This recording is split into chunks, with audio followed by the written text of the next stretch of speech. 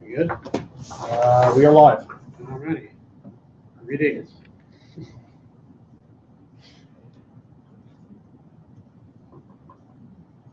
Wireless is ISI public. Oh, is it? Oh, it's right there. I'm sorry. Hurry up. We'll start with the thing. All right. All right. So thanks for coming and to our September meeting here at lovely Interphase Systems. Thanks to Ben for hosting us this month, and he'll be talking a little bit later about managing maximum budget. First, we're going to go through the What's New segment. So without further ado. For some reason, I'm not getting on. I'm getting this.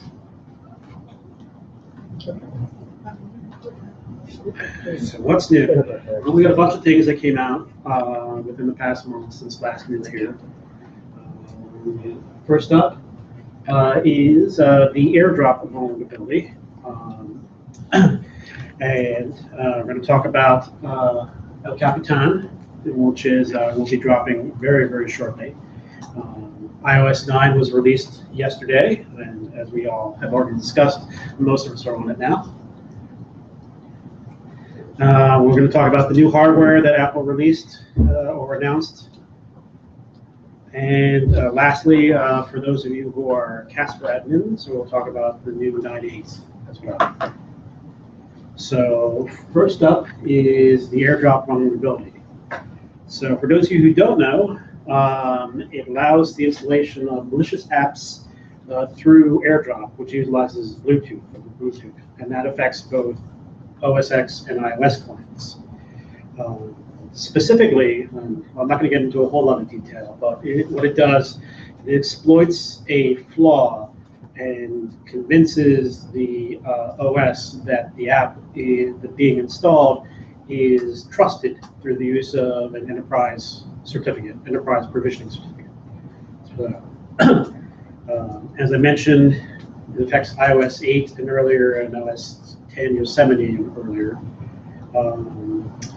It's mitigated in iOS 9 and El Capitan, but the flaw is still there. They've just basically sandboxed AirDrop so that it doesn't call. It still makes a call, but it doesn't go anywhere. Essentially, is what they've done to kind of resolve that. So and it's been proof of concept. There's been no test of it out in the wild, at least as far as we know yet. But it is pretty. I've seen the demos of it, and there's some video on some of the sites. I think if you go to Ars Technica, when they talk about the AirDrop vulnerability, there's a link to one of the security research videos that shows just how insidious it is. So, okay. And next up, El Capitan. So, in case you didn't see the subtle little non-announcement of the release dates in the keynote the other day, it was actually in one of I think it was one of Phil's emails. He said, "Looks great. Let's do September 30th." It's one of their guys, but it'll be dropping on September 30th. So typically, I think they usually do like in the past they've usually done like last of the first or second week in October. So this is a couple weeks early. And how many people are ready for El Capitan in their environment? That's what I thought. So the big thing that we have to worry about, I mean, there's going to be like lots of, it's touted as a stability update. You hear jokes about being in like, snow Yosemite. But the big thing that's coming to us that is going to affect us and affect a lot of developers and people who should have seen this coming for months, but still will wait for the last minute to fix it, is SIP. Does everybody know what SIP is? All right, System Integrity Protection. So basically, Apple is locking down pretty much the system folder and a couple of other locations, especially all the Unix folders, except for USR local and maybe I think a couple of other locations, which means that developers have been sticking their stuff, like a little binary here in like Etsy Opt or USR Bin or SBin. That's all going to break. And it's going to break on the day one upgrades when your users decide, El Capitan is here, let me upgrade. And then some agent that you're installed suddenly stops working, and then you hear back from those people, and why did it stop working? So, I've been going through this actually myself with a couple of departments in there. They're giving me agents. I'm saying, hey, yeah, this breaks. We'll need an updated agent, and I prefer to do it before the 30th, so that when I have my day one upgraders, they're still covered. So that's a big thing there. So to clarify, even if you have root permissions, you still can't write to anything. Correct. Or anything. So it's completely locked down. Completely locked down, yes. You can disable it though if you boot from. No, you can't. You can? Not anymore. Really? They Yep. changed that. You can. Yep. And you have to boot to the recovery partition. Oh, you do have There's a to new boot. tool Yeah. for that. So it's Or no, I'm thinking the exceptions list. I think they killed the exceptions list. You can't modify the exceptions list. you can't modify the exceptions list because that is in the system folder, so it Right. itself is Okay. protected. Yeah. You can boot into the recovery partition, and they have a tool now where you can disable SIP. Right. And then you can boot to the drive and do whatever you want and re-enable SIP. So the thinking is that some vendors will be like, yeah, we're not going to fix our stuff, so just boot to the recovery partition, disable SIP, install our software. It doesn't the updates or like an upgrade. I think the potentially PRAM enable resets that though. Possibly. I think the- the PRAM reset will re-enable it. So that's.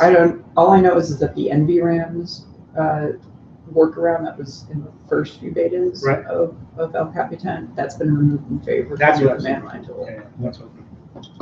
So, all right. So Is anybody next. thinking of deploying without SIP? No, well, not me. Just wondering. No, I mean, no, I mean, I'd rather delay the deployment of El Capitan and wait for a vendor to fix it rather than deploy it without SIP. I think that's probably best practice. It's just opening yourself. So, iOS 9 is out. There's lots of new features, which I'm not going to talk about. I am going to talk about a little bit about all the security patches. So I did count them because I got the security email. And it says 107 plus CVEs, 49 different patches, including obviously the AirDrop,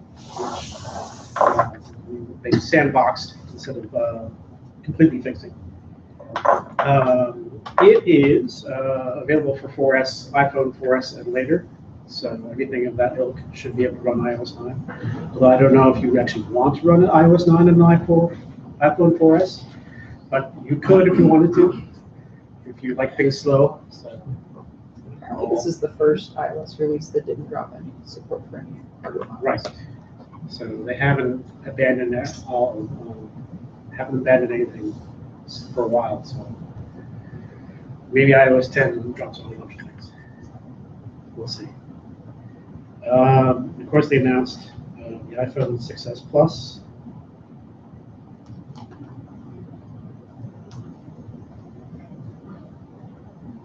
Stole that from Apple's website. So it's available September 25th. You can order it now, and it should show up on your door roughly around the 25th. Big things are the 3D touch, so the screen is touch sensitive as well as as a Taptic, I think we were calling it, but it's 3D touch and not Force Touch, because 3D touch is on the iOS devices, Force Touch is on the Macs, even though they're the same thing. And has a new processor that's supposed to be 70% faster than the A8. So, and they didn't really talk about it at the keynote, but looking at like Xcode and some of the SDKs, a lot of the new devices have more RAM. I think there's at least 2 gigs of RAM on these devices. So it's a big 12 megapixel iSight camera. For those of you who like to take pictures, no more bend gate because they stiffened the construction. So, and as you can see, it starts at $649 unsubsidized. And they've also did the whole upgrade. Apple's doing their own upgrade plan. So you can essentially buy it through them. You can pay it in installments, and every couple of years you can upgrade. Every year you can upgrade to the new one. So, and this is the iPhones are completely unlocked, so you can bring your own SIM and tie it in that way. So for those of you who don't like to be beholden to a carrier, you can do it. You can get your own iPhone and switch carriers and get SIMs from them, whatever. So, the big iPad Pro or Apple Surface.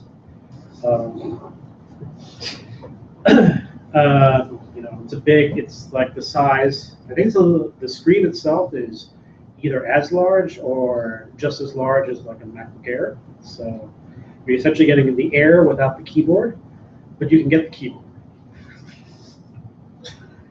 Right.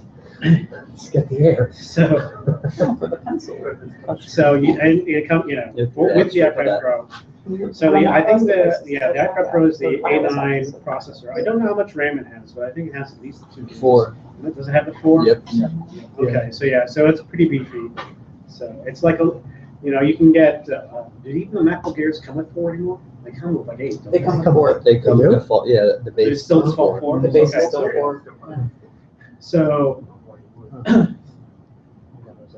you have the accessories like the keyboard cover, or a smart keyboard as they're calling it, so it can look like a Surface, and the Apple Pencil, which I was watching the keynote, and being an ex-artsy type, I was really excited about the Apple Pencil, especially when you could get to like the fine single pixel lines that look like really neat. I don't know if I have the business justification from the order for me yet, but we'll see.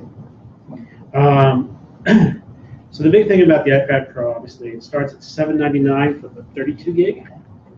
So $799 plus the smart keyboard at $169, and same price as a MacBook Air.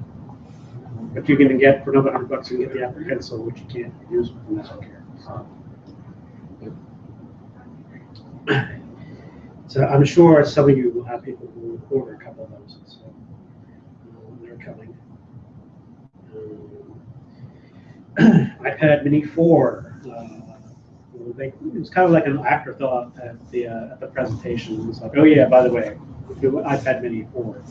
But they actually did do something then. They bumped up the RAM to 2 gigs, and it's the same processor as in the iPad Air 2. So the Mini 2 has some beef to it now. And the new Apple TV, 4th gen. So it looks like it's the big thing is that they're going away from sort of like that kiosk kind of mode that they had in the regular Apple TV, and just making it just another, like the iPhone, the Watch, just another branch of the iOS family, full branch of the iOS family. So, and they're opening up to developers, so people can make their own apps, so you can watch TV or play games. I think the games is the big thing. One of the things that I ran out of room here, so I just shoved it all in one line. A couple of the things that's coming for games, and I have listed here, is that the Apple TV will support third-party controllers. So Apple's not making their own game controller, and I think that makes sense, because why would they want to spend money on trying to make a game controller when that's already a full-blown market anyway? So the other things is like the remote. You can do Siri search and control. I'm sure you all saw the keynote where they're asking you, like, what did he say? And you go back 15 seconds to play on the video, which is probably the killer feature. honestly. There's all been like, you're watching something and like your wife or the kids is, something happens and then you miss something. It's like, what do you say? Go back and watch it again. As a possible scenario where you could just be sleeping, get up and whatever. So, and the touch remote. So I mean, yeah. It's, I don't remember if they announced the date. I think it's still up in the air, but November. Yeah, they it's said, November or something. they didn't, they said November, I don't think they specified a date. So yeah, so probably just in time for Christmas. So, the one, it's like 149 for like the 64 gig version, and I think 199 for the 128, or was it 32? I think it's 32 and 64. 32 and 64. Okay. Okay. And So the yeah, interesting thing about that is apps cannot have persistent storage right. on that. It's just for, it's for app storage and buffering. Yeah, if you make an app, you cannot store anything on the Apple TV. Right. You have to use iCloud storage. So which means there's probably no storage anymore anyway. Maybe just like a small 64 SSD sort of thing, or even smaller than that. Yeah, the third gen has an 8 gig partition for buffering.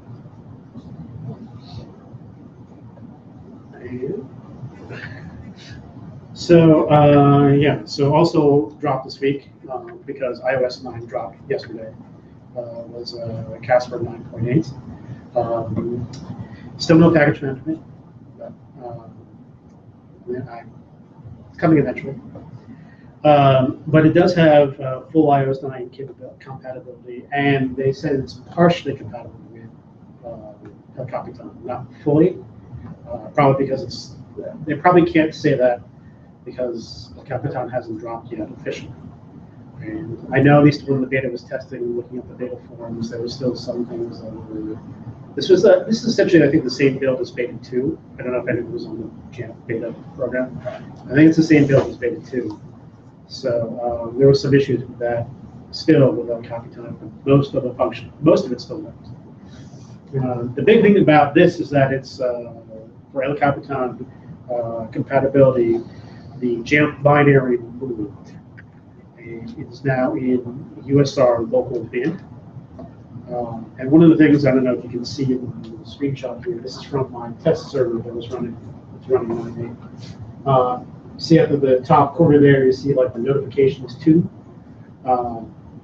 If you click on that, it shows you you have, it'll show you anything any scripts or policies that reference the old Jamf binary location. And then you click on that and it shows you, and it will go and list them all for you. You can go in and dismiss the warning and fix the binary location. One thing we did figure out today, Jesse was not here, figured out because he went in and tried to make his version of Deadpool compatible with that, and to do a Jamf binary check with, well, basically by doing a Jamf whatever and do a variable of which Jamf on the command line. Apparently in root, USIR local bin is not part of the path, so that fails on that. So some of those things have to be rewritten, which means all of my fixes that I made today to fix that using which Jamf, I gotta go and redo. So, but it's okay since we have a week. You can modify that so it does get in, so that location does get indexed. I'm sorry? You can modify You it. can, yeah. It's either, we can either modify the path from root or do something else. So, or make it specifically do an if and the if then statement. I had to figure out which one's easier because I've been inherently lazy. But that's pretty much all for what's new. Oh, and I mentioned, Jesse also wanted to mention, I don't know if anybody's here is using his Deadpool tool that he talked about at the last meeting. If you are, then he's making an update to that to fix this issue. So look for that shortly. sure we'll post something and make an announcement when that's happened. So, and that's all I have. So, any questions? All right, so I'm going to hand it over to Ben, and he's going to talk to us about doing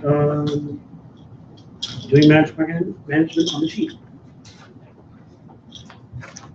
All right.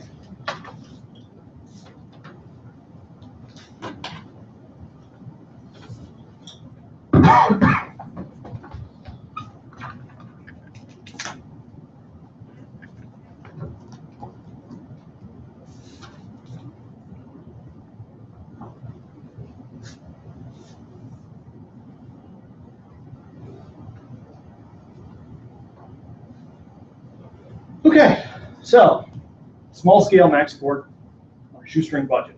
So this is one of the few areas I'm still somewhat qualified in talking about in terms of Mac support. So having come through Springboard ranks, things like that. Who am I? Like Serge and most of us here, I'm a former Springboarder, so I got my crash course in budget support through there. I then moved on to another company, but since we're live streaming, I can't mention their name.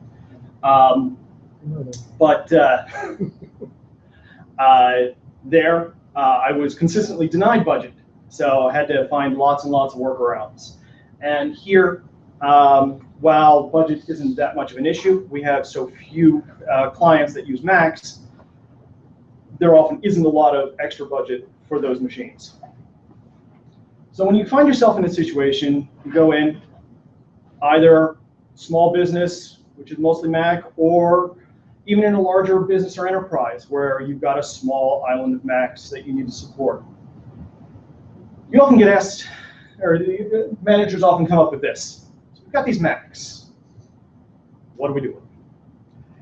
Well, what do we need to do with them is the first question you should ask yourself.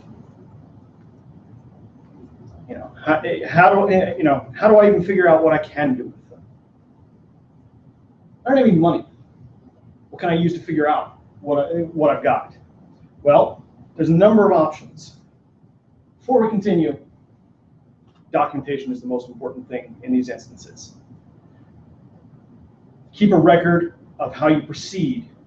Every choice you make, you should at least jot a little note down. The reason being, long-term documentation so that way you know which path you took and why, but also to cover yourself later on. All these reports, the information you present to the decision makers probably will be challenged, questioned, you have to justify yourself. And believe me, I've been caught on the wrong end of this a few times. I've learned that lesson the hard way enough. So, but also you forget stuff. And I've also learned that lesson the hard way as well. So, you have that last minute eureka, you put it in production. A year later, how did I fix that issue? How did I get that to work? Well, write it down. So, assessment. First thing you're going to need is some inventory and reporting tools. Now, on the cheap, you're not going to have a lot of stuff. But if you're part of a larger enterprise, the larger enterprise may have something already out there that you can extend to your needs. Things you might not expect. Dell Case, for one, actually does have a Mac component, and it can scan for basic information from a Mac. You can pull that from the Dell Case database and use it for whatever you need. Going the opposite direction, really simple. System information, formerly known as System Profiler, or its command line equivalent, System Profiler. You can SSH into machines and have it dump full reports somewhere for you to gather later. Corral it yourself, get the information you need. Apple Remote Desktop. It's a little old hat these days, kind of falling behind the curve, but if you've got a deployment of less than 25 machines, it's still very much a viable tool and can do a lot of really helpful reporting, especially automatically. Plus, I think it's $20 these days. Yeah. You can't beat that. For basic support, you really can't. Spiceworks. Spiceworks is primarily a Windows monitoring and network monitoring tool, but it can monitor Macs. I actually have it running at home, keeping an eye on some of my systems there and getting reports from it. So it's a good way to get out there. It uses SSH to get in. It's free. You can install it on any Windows desktop box. So you can, if you have to go shadow IT, you can hide a little Windows desktop on your desk, throw Spiceworks on it, and have it scan. And it does a fairly decent job of getting inventory information and monitoring system stats. Monkey and Monkey Report. Also, something you can stash under your desk fairly easily. And again, free. So it'd be helpful there. And then Monkey with Monkey Report, you can gather a decent amount of information, again, so you can compile, get a feel for your environment. OS X Server and Profile Manager. Again, basic information, and we'll start you down the path toward management. So, and again, for a Mac plus 20 bucks, it's really not a bad deal, especially since you can run it on some pretty old equipment. I mean, you can throw a 2009 Mac Mini, which you can get off of eBay these days for like 150 bucks.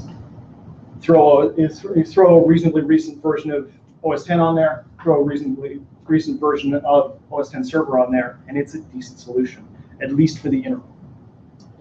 Server 5, which they just announced, is compatible with both Yosemite and El Capitan. So if that's the way they're going to be going forward, you might be, you don't have to worry about meeting any particular system requirements later down the line. Yeah, and for Server 5, it's 10.10.5 or later. 10.10.5 will run on hardware all the way back to like 2007, 2008. Yep. So, although I have heard reports and seen myself where Profile Manager upgrades don't work out so well. But that's been just about every OS X Server release since Profile Manager. So, you're well vary. Profile Manager is the new wiki server. Or calendar server, or mail server. Anyway, but Documentation, seriously.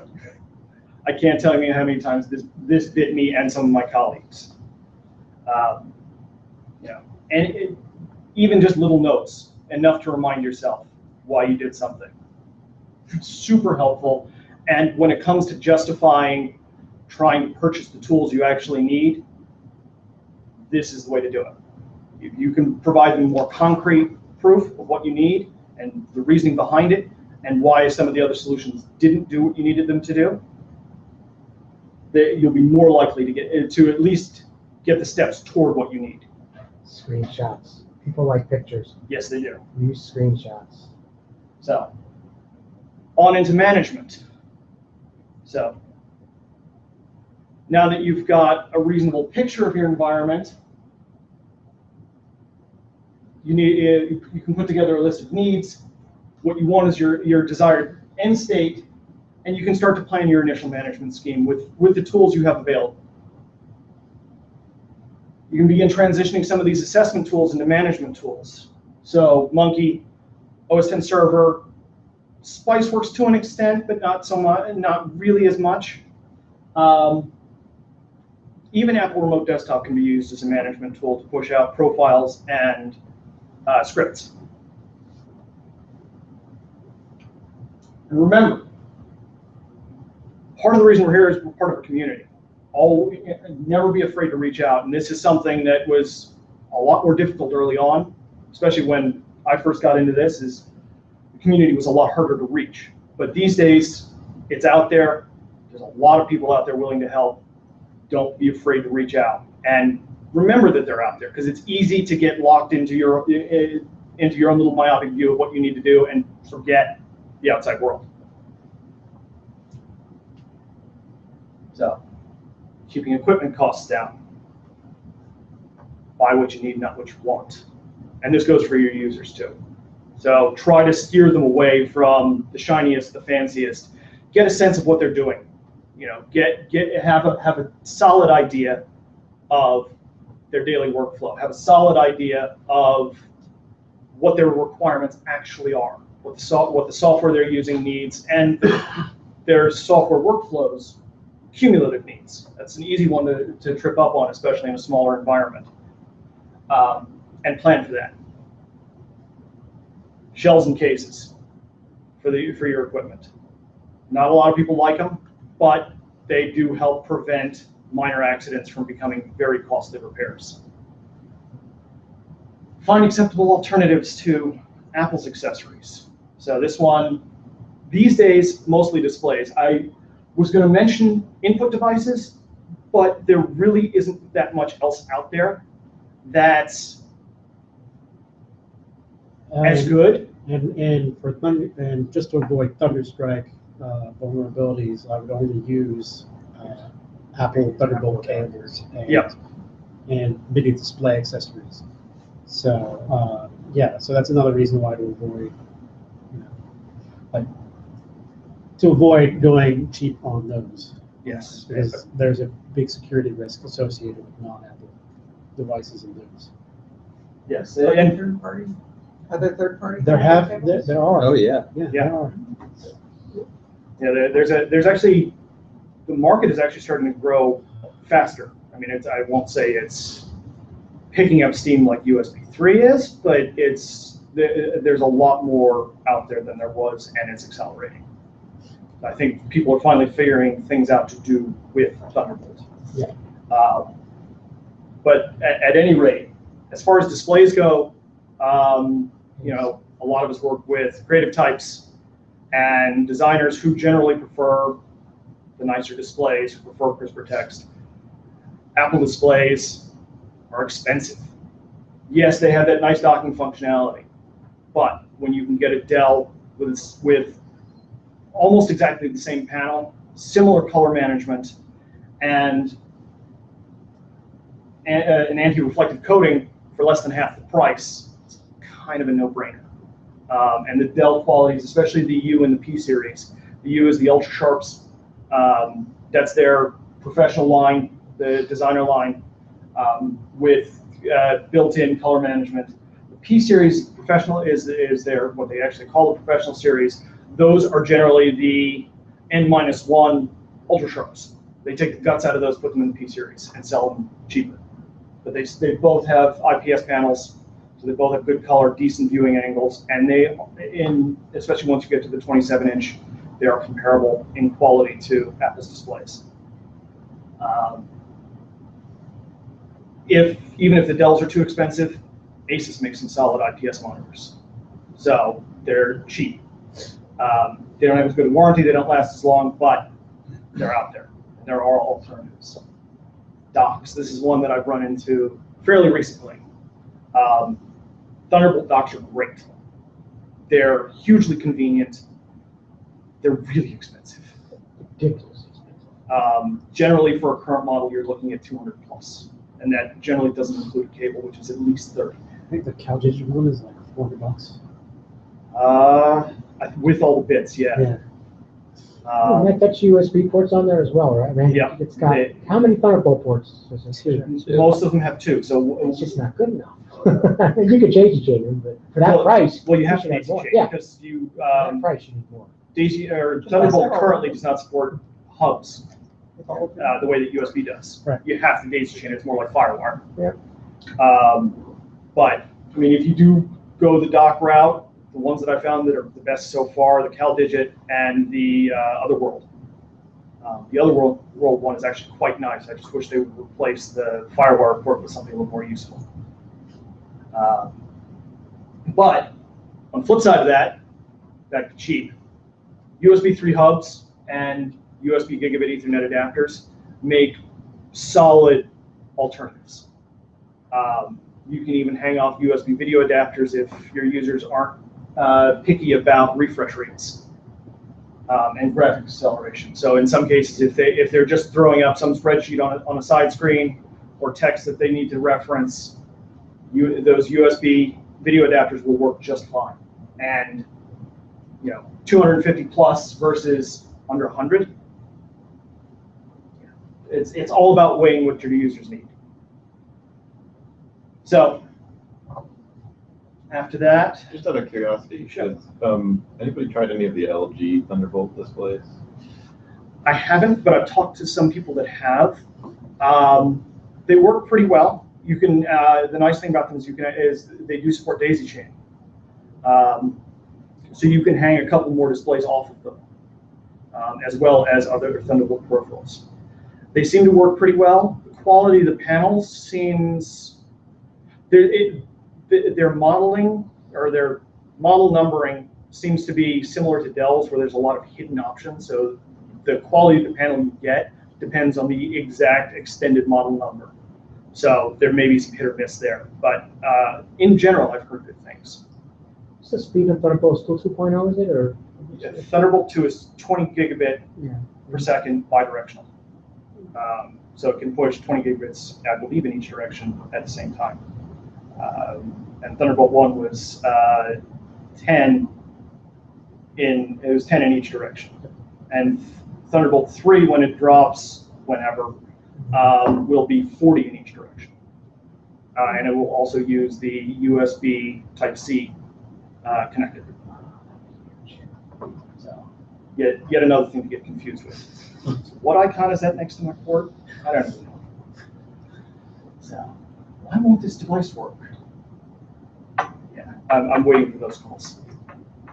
But at any rate, as far as, these are the basics for equipment. Some of the other things to keep equipment costs down, and actually going back to protection, providing decent, for portables, providing decent bags for your users. I know a lot of companies leave it up to their users to provide their own computer luggage. I've generally found that this is a mistake, because a lot of times they'll either buy because it's flashy or because it's cheap, because they don't care it's a work-provided machine. But what you end up with is bags with inadequate protection. I know Springboard used to have the rule of spending 1/3 the cost of the machine on a bag, which is a little ridiculous. But that said, computer luggage, you do get what you pay for. And buying name brands with solid protective sleeves, and especially top protection on backpacks, because a lot of backpacks now have just the slip-in sleeve that exposes that last couple inches of the laptop. So if that bag goes end over end, you're going to have one smashed up in the laptop. But all of these things can help keep costs down, make your decision makers and CFOs and money handlers a little happier. So as far as that, so once you've got all of this stuff in place, you can take this information, go back to your decision makers. You can show them what it is, and you can explain what you've done, what's possible, how you've gotten basically as close as you possibly can to their expectations of what the MEC environment or their overall IT environment should look like. And you can say, this is how far I can go with what I've got, with the tools that I have available to me. And you can use that to justify perhaps more tools, or at the very least, expanding or at least shoring up your existing tool set. Maybe instead of running Spiceworks or Monkey on some beater Windows 7 box under your desk, you can actually get something that's in a rack somewhere, and is actually getting backed up. But it's a good step in the right direction, and even in companies where you may not have a real IT budget, they can at least recognize the need and begin budgeting for it moving forward. And that way, you can say, okay, well, if we're not going to do this now, let's agree on this is the strategy we want to take. Let's keep an eye on these products. That way we know what we're in for when the time comes, when the time is right. And because you have all of this to back you up, they'll be far more willing to listen. Without a lot of this data to back you up, it's your word against theirs, and because they hold the purse strings, you're most likely going to lose unless you've got a friend who's even higher up, which even then doesn't always work out the way you think it will. So I think that's the majority of what I have, because robots. Does anybody have any questions? I know I didn't get into too many specifics, but I figured that a lot of my experience was more generalized, and that's the kind of thing I should share. So are you using Monkey in your environment? We are not. I don't. I'm planning on rolling it out for one client that has about 25 Macs. Okay. Because I'm planning on using that probably in parallel with Mobile Iron, which is what they have managing their iOS devices. But Monkey more to gather information than anything else. So, but I have been playing with it at home and in a few test environments. So, but yeah, and I mean, for most of my career, I haven't really dealt with organizations large enough to support Casper Mm-hmm. or those willing to pay money for it. We have Monkey deployed. So we have, Is anyone using Puppet or Chef? not us. I haven't, I have in the I haven't looked past. I haven't looked at Puppet Which in a one? while. Puppet, Okay. I haven't looked but at I Puppet in a haven't while. really deployed it. I was looking at it maybe like 3 years ago. It was about it went all in my head at that point. Okay. I haven't looked at it again since, but maybe it might make sense. I got It seems like it research. makes a lot of sense for managing machine state. It does, but it went a Both lot of Puppet it and- over my yeah, head both too. Puppet and Chef Right. do that. Oh, I guess it's it's Ruby. It's That's what it did. really, really, really hard to understand. I know that at least for our Linux VMs, they use Puppet to build those. Okay. So, and I think also on our network side, they're just starting to get into Docker. So Oh, yeah. There's some Docker VMs that I can order. They do that way. Spin up. Yes. Very cool.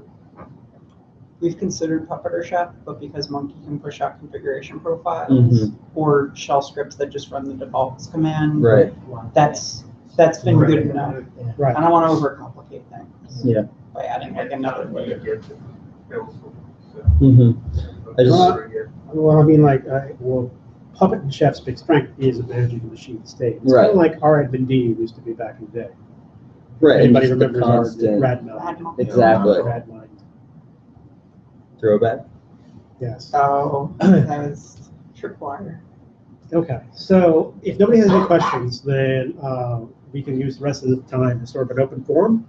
So if anybody has anything they want to bring up or discuss or brainstorm, now's the time. All right. The floor is yours. I got a couple of things. In Sure. 3 weeks, almost a month, JAMP annual conference in Minneapolis. Yes. Who's here is going, by any chance? Possibly. Yes. haven't I decided am. yet. I am. Well, I'm definitely going. I'm 50% up there trying to convince them to pay for my flight. So And I know he's not here, but Jesse's also going. cool. Okay. Do you want to kill the live stream at this point? Yeah, I think we'll probably kill the live stream. So, see you next month. Thanks for joining. The second thing I want to bring We up. might have someone going.